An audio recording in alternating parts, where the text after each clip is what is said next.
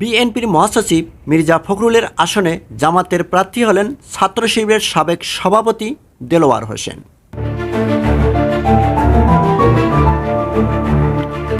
জাতীয় সংসদ নির্বাচনের দিনক্ষণ ঠিক না হলেও ঠাকুরগাঁয়ে 3টি আসনের সম্ভাব্য প্রার্থীর নাম চূড়ান্ত করেছেন বাংলাদেশ জামাতে ইসলাম। ঠাকুরগাঁও 3 আসনের সাবেক উপজেলা ভাইস চেয়ারম্যান মাওলানা মিজানুর রহমান।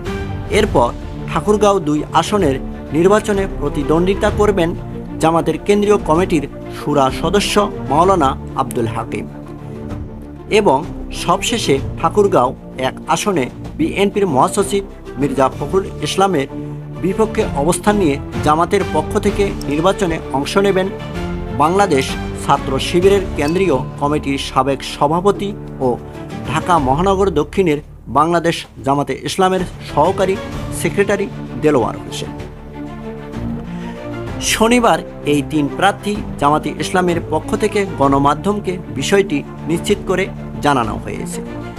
তবে আসন্ন আগামী নির্বাচন কবে হবে তা নিয়ে রাজনৈতিক দলগুলোর মধ্যে মত পার্থক্য কিংবা ধোঁয়াশা থাকলেও উক্ত আসনের প্রার্থীরা দল গোছানোর পাশাপাশি নির্বাচনকে সামনে রেখে নিজ নিজ এলাকায় গণসংযোগ চালিয়ে যাচ্ছেন।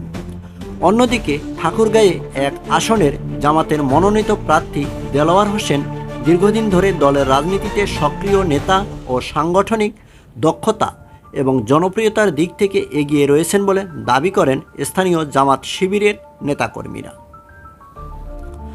ছাত্র শিবিরের সাবেক এই সভাপতি দেলোয়ার হোসেন ঠাকুরগাঁও সদর উপজেলার সৈয়দপুর গ্রামের বাসিন্দা।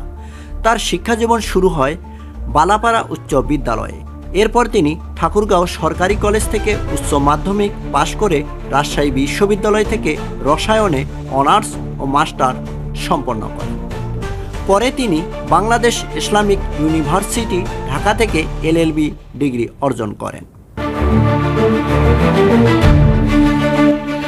রাজনৈতিক জীবনে দেলোয়ার হোসেন ছাত্র শিবিরের বিভিন্ন গুরুত্বপূর্ণ পদে দায়িত্ব পালন করেন। তিনি ঠাকুরগাঁও সরকারি কলেজ শাখার সেক্রেটারি 1999 সন থেকে 2000 সাল পর্যন্ত, রাজশাহী বিশ্ববিদ্যালয় শাখার সভাপতি ছিলেন 2007 থেকে 2009 পর্যন্ত। এরপর 2012 এবং 2013 পর্যন্ত বাংলাদেশ কেন্দ্রীয় ছাত্র শিবিরের সভাপতির দায়িত্ব পালন করেন দেলোয়ার হোসেন। পরবর্তী সময়ে তিনি 2018-2019 অবধি গেন্ডারিয়া থানা আমির এবং এরপর 2020 থেকে ঢাকা মহানগর দক্ষিণ জামাতের সহকারী সেক্রেটারি এবং জামাতে ইসলামের কেন্দ্রীয় মজলিসের শুরা সদস্য হিসেবে দায়িত্ব পালন করেছেন।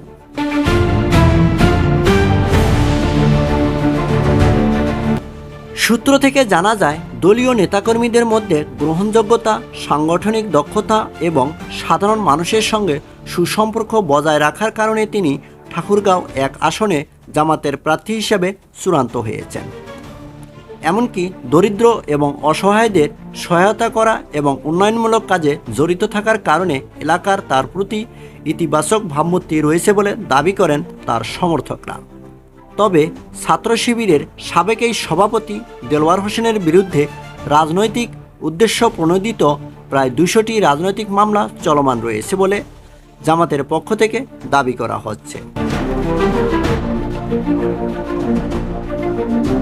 দেলোয়ার হোসেনের রাজনৈতিক জীবনের নির্যাতিত একটি অধ্যায়ও রয়েছে। বাংলাদেশ ইসলামী ছাত্র শিবিরের কেন্দ্রীয় সভাপতি থাকাকালীন সময়ে 2012-2013 ফেসিবাদী আওয়ামী লীগ সরকার তাকে গ্রেপ্তার করে এবং একটানা তাকে 60 দিন রিমান্ডে রেখে চরম নির্যাতন এবং এই সময় তাকে শারীরিক ও মানসিকভাবে অত্যাচার করে। দেলোয়ার হোসেনের সমর্থকরা দাবি করেন তার বিরুদ্ধে চলমান মামলাগুলো রাজনৈতিক উদ্দেশ্যে করা হয়েছে। তিনি নির্যাতিত নেতা হিসেবে এলাকায় ব্যাপক সমর্থনও পাচ্ছেন। নির্বাচনী প্রচারণা শুরুর আগেই দেলোয়ার হোসেনের প্রার্থিতা নিয়ে আলোচনা জোরে সোরে চলছে। তার সমর্থকরা আশা করেন নির্বাচনে তিনি জামাতের পক্ষে শক্তিশালী অবস্থান তৈরি করতে সক্ষম হবেন। জামাতের নেতারা বলেন, আওয়ামী লীগের অধীনে 3টি সংসদ নির্বাচন হয়েছে। এই সব নির্বাচনে জনগণ ভোট দিতে পারেনি। আগামী নির্বাচন হবে অন্তর্বর্তী সরকারের অধীনে। এই নির্বাচনে অংশগ্রহণমূলক, সুষ্ঠু, নিরপেক্ষ হবে বলে তাদের বিশ্বাস। সেজন্যই তারা এই সরকারের অধীনে নির্বাচনে যাওয়ার প্রস্তুতি নিচ্ছেন।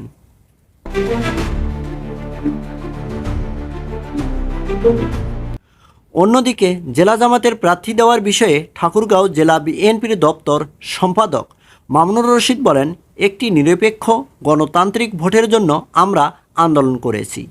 এবার অবাধ, সুষ্ঠু নির্বাচন হবে, সেখানে সব দল অংশগ্রহণ করবে, এটাই স্বাভাবিক। জামাত তাদের প্রার্থী দিয়েছে, এটা তাদের ভোটের একটি অংশ।